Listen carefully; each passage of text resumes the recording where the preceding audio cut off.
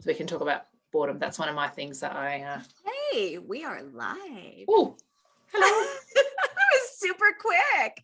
Hang on. All right. Now I just have to take a second to turn all the things off that are making noises in the background. Hi. Say hello if you can see us. We like talking to people. Lainie and I are talking about our deschooling program that now starts next week, and what we're offering as part of that, what you get really, like what are you gonna, why would you want to work with us, why would you want to pay us money to hang out with you for like 5 weeks, and some of the things that we why wouldn't you, some of the things that we got out of our own deschooling. So hi Lainie. Lainie's in Mexico, I'm in England, for those of you who maybe are new to us and what we do. Hey Sarah. Lainie is like such an inspiration to me, well, what we decided we talk about is what we got out of our own deschooling and unlearning, and one of the big things I got is Lainie in my life. And I didn't really know Lainie very well. She runs a really big Facebook group called We Are World Schoolers, and I had attended a We Are World Schoolers Project World School Family Summit in 2019 in Spain with my family, and so I did meet her there, but not really any more than just to say hello. And then we kind of just connected last year, and Lainie asked me to work with her, and I said yes without even thinking about it. I had no idea what was in store for me. So one of the big things I've got from deschooling and unlearning is that you should say yes to stuff even when you have no idea what they entail. And we can always learn. Doesn't matter how old we are. I love it when you tell that story. And you know that I always respond with, I've got this intuitive knowing always, like, you know, it's that trust, that intuitive knowing that we're on path. And I just knew that I needed to be connected to you. I adored you. Your energy was spot on. Your kids are amazing. And I was like, oh, I just need more time with this woman. I knew there was something there. So yeah, and we, over the past, I guess it's 1.5 years now, we've really developed, you know, synchronicities and passion and vision and all of these things, but we never sat down to develop it. They just spilled out of us in such a way that, again, was so synchronistic that we never even talked about philosophy and how to define any of that stuff. We just have been on the same page, and that trusting and knowing that you were the one that I needed to be connected to was so spot on. So I am so grateful that you said yes and that you trusted yourself to do that. And I think that's a lot about what we're going to talk about when we are raising our children, like being able to tap into that space inside of us that knows what our truth is, so that we can become in alignment with what is real for us. And a lot of times we have thoughts, and I talk about, I talk about the sovereignty of thought, like the deschooling the thoughts that are given to us through the indoctrination, that are given to us through the school system, that are given to us through our life experiences, sometimes are not congruent with the things that we know sit in our heart as truth, right? Yeah, absolutely. And there is nowhere that is more true really than in the relationships that we have with our children, because when you follow a path that takes you out of the school system in particular, which is what we're talking about, you leap and you almost feel like there's like nothing there to catch you potentially. You are literally really living on instinct in that moment and trust. And what I found is that the deeper I go into that, trusting what's going to happen, having no idea what's going to happen, but trusting it anyway, and not trying to control outcomes, the more things line up, the more synchronicities just appear in front of us, the more magic you notice with your children. Kids do this really naturally. Like, that's the big distinction that I would see between adults who have spent longer being programmed, being in the schooled system and with a schooled mindset, even though we left school a really long time ago, right? We're still in that system. Our kids, even if they might have done some school, haven't been trained out of their instinct in the same way as we have. And so they're just like in magic all the time. Doesn't always look like magic. It can be quite messy. I've currently got makeup all over the sofa. There's like chunks of coconut oil in a glass of water. There's like lipsticks and paintbrushes. And this is just on the sofa. Peggy always puts a towel down though, which makes me laugh because the towel really doesn't protect from very much, but she makes the effort to go and get a towel and like quite carefully lays it out. But that's magic. That's magic. Even though as an adult with our logical brain, you might look at it and go, oh my God, it's such a mess. And what is she doing with all this stuff? And why does she need, you know, all of the lids off all of the lipsticks? And, you know, why is there foundation on the sofa? And the old me probably did used to look at that stuff and just feel that chaos. But that's part of her living in her magic. And absolutely, when you don't seek to control that, you don't seek to put like limits on what that looks like, they do just do it really, really naturally. And they have no attachment to, you know, we've talked about this a few times, getting a product at the end. There's no attachment to how something's going to be, which is why children's play often can look quite chaotic. It's not always lined up. To an adult, yeah, that's right. We, with our minds where we like to have order, and I know that can be a personality thing, but a lot of it is also about the programming of the way things should be, that our children aren't necessarily like victim to yet. I want to speak to this magic that you're talking about. Yes, magic from the perception of your eyes may look like mess, but if you hadn't gone through your own deschooling process and you actually gave into the triggered response of clean up this mess, this is chaos, I can't stand being around this, like those were the messages I was raised with, and I heard that a lot. So that was my programming, and those were the things that I needed to deschool.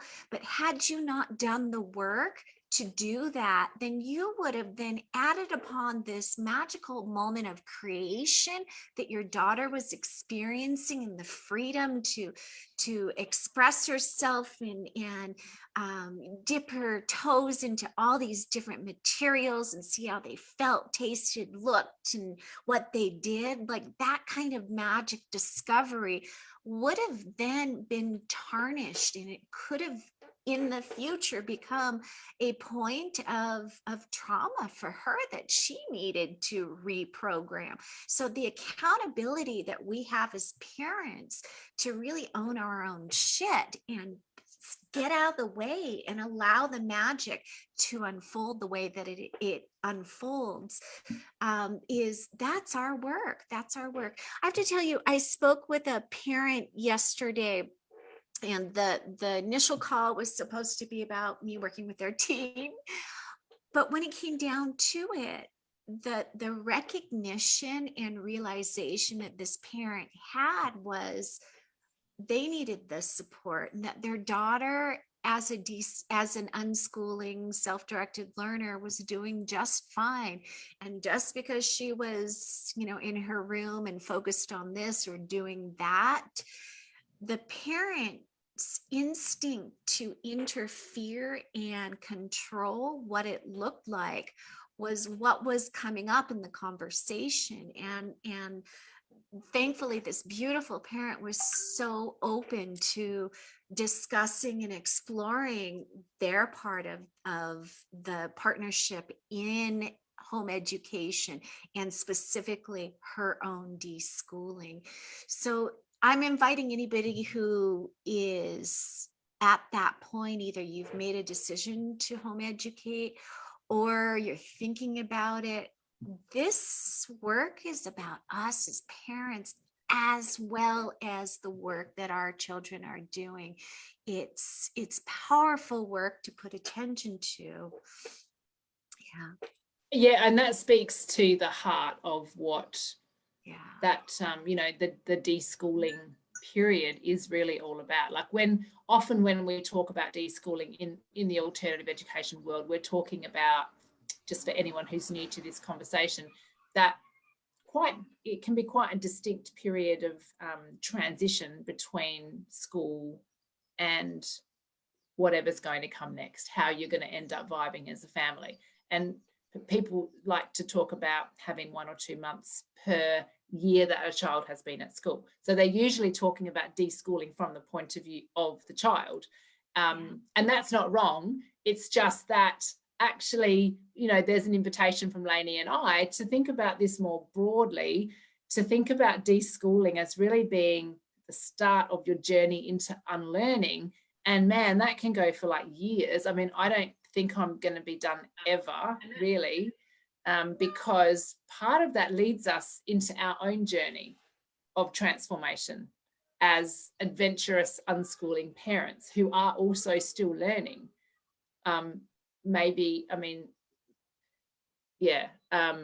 When I reflect on my school years, which were actually great, really, on the surface of it, and I think about finishing school and almost like, okay, I'm done learning now. I'm going to get on with the rest of my real life of being an adult. I'm going to go to university. I'm going to get a job.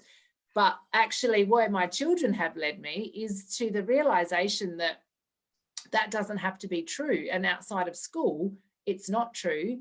Learning doesn't have to finish at like 18 and then you go, okay, tick, I've learnt now, I'm going to go be a grown up. No, it's just all like living. It's a kind of a ridiculous idea, but that's what we're told, isn't it? And that those school years are like preparatory for being an adult. So it's like you're putting everything else on hold and then you get there. But that's not how kids naturally think. That's not how they naturally are. And so a big part of that deschooling process is an understanding, because it kind of unfolds gradually. Like I didn't just like wake up one day and go, this is how it was. This has just been a process over many years, really, that learning never stops. And so the unlearning also doesn't stop, because we've got a lot of years of it. That wasn't the original point I was going to make. I went off on a tangent. What I also wanted to just pick up on is, because I wrote a post about this morning about what happens when kids are engaged in their work, which is also their play. And that changes as they get older. Like my teenager, for example, doesn't like play in the same way as my 17-year-old, although my 7-year-old, although she might be playful sometimes. It doesn't look the same. And it can look a bit more like serious, but it's essentially just this gentle evolution in the way human beings naturally are when they go from a more kind of imaginative kind of play, putting stories together, dressing up, having characters, doing what my kids always like to call role plays. Peggy does it with one of her friends and she's like, oh, we're doing a role play. She just means imaginary play. They've just decided to call it role playing for some reason. And it's when they're pretending to be someone else. They've usually got American accents. It's very cute. And my 13-year-old's many years away from that. Like she's moved out of that a long time ago. And my boys are kind of somewhere in the middle, but it's serious. Whatever it is that they're engaged in, whether it's watching all of the movies that Meryl Streep has ever made. Was it Jodie Foster? Violet went through this like Jodie Foster period, watching every movie that Jodie Foster's ever made. And a lot of parents would look at that and go, what a waste of time. Why are you letting her do that? She should be doing something that looks more educational.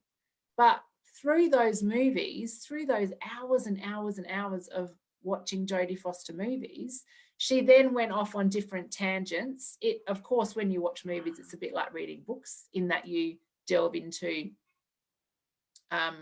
history, politics, sociology, geography, language, and then the actual mechanics of like screenwriting, filmmaking, which is what she's interested in that world. So for her, that's kind of like work.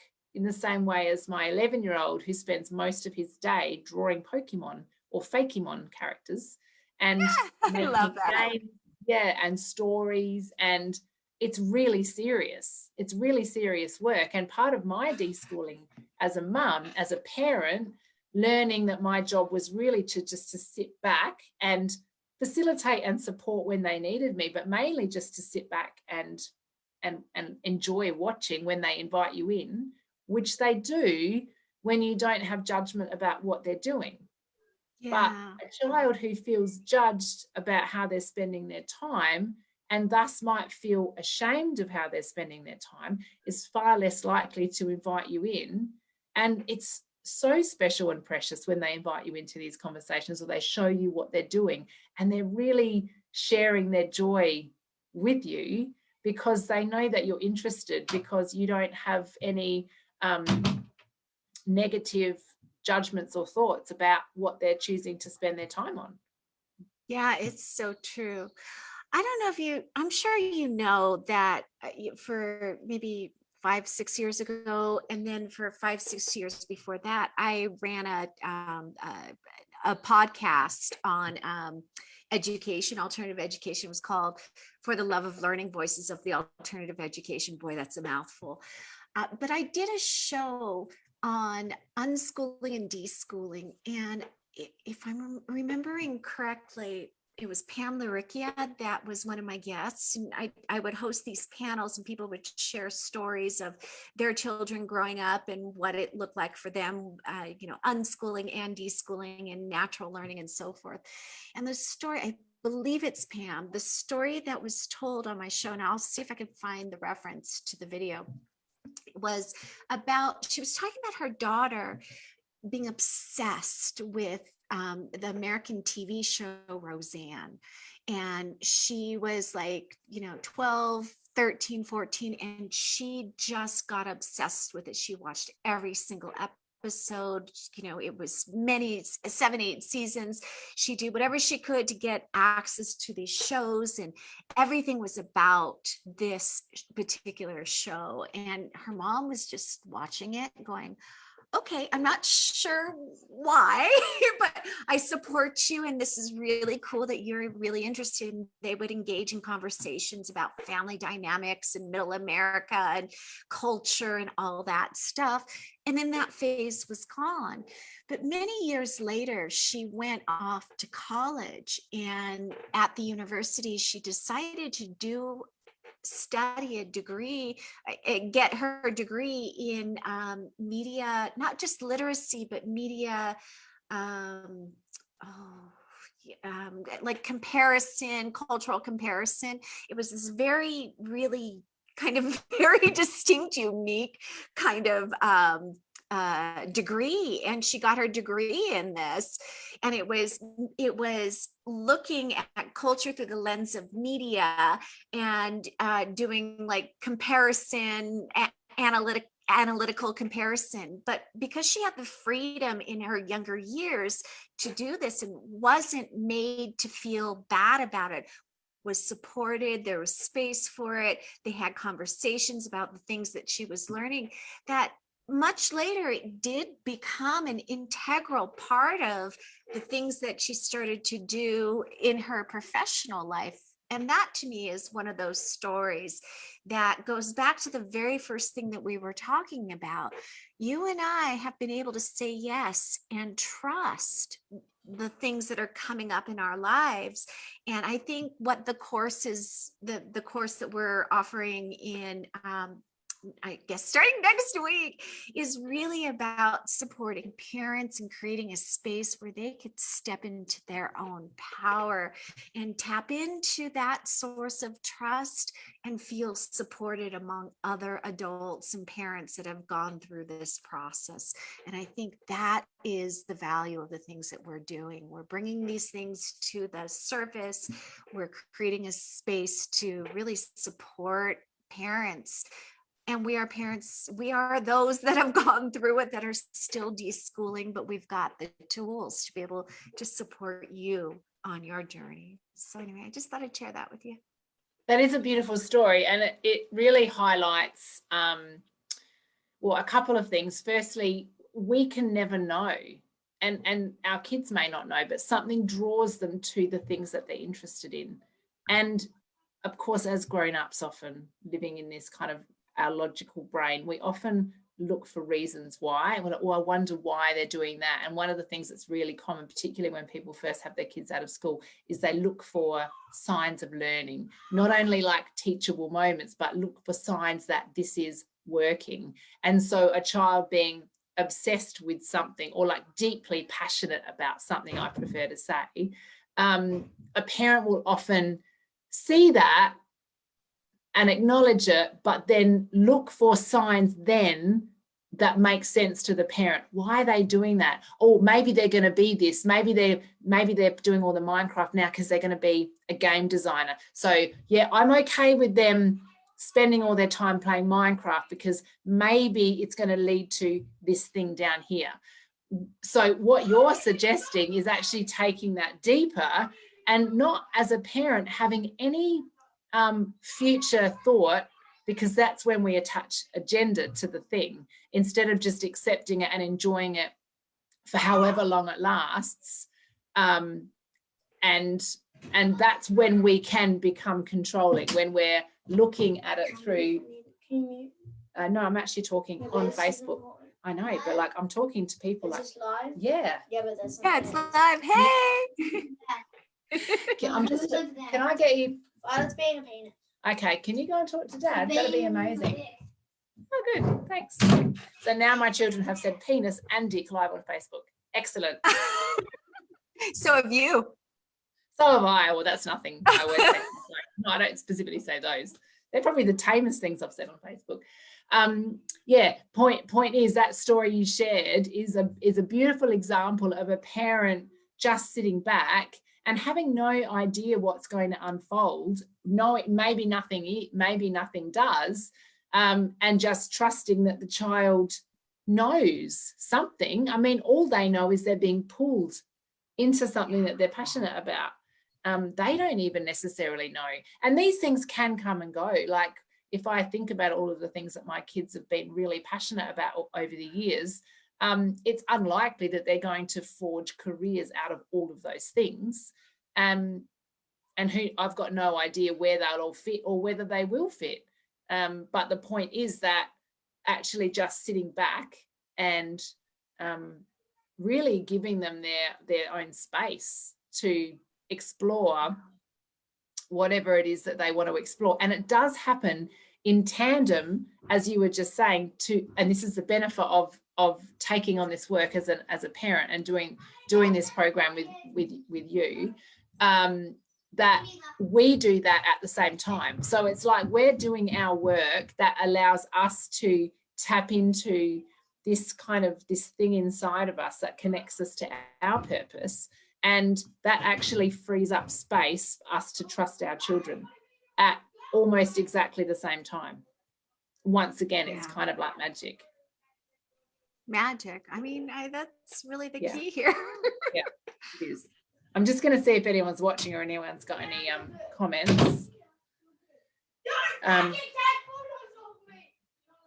My children are having a nice argument just outside the door. Hi, Alex. How you going? Thanks for watching. Yeah, that's my 11-year-old wearing the Pokemon shirt. So my 11-year-old is deeply into Pokemon at the moment.